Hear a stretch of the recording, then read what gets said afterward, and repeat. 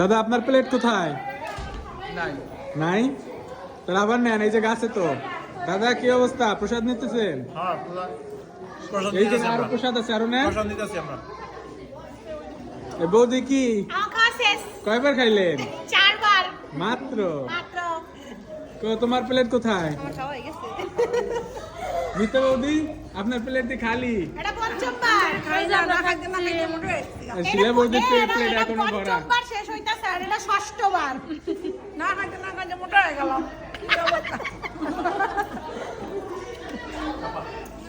কি বাবা? আর এই যে সাথী আপা সপ্তমবার এই চলে। যে এক পাশ দিয়ে সার্ভিস করতেছে আর এক পাশ দিয়ে খাইতেছে।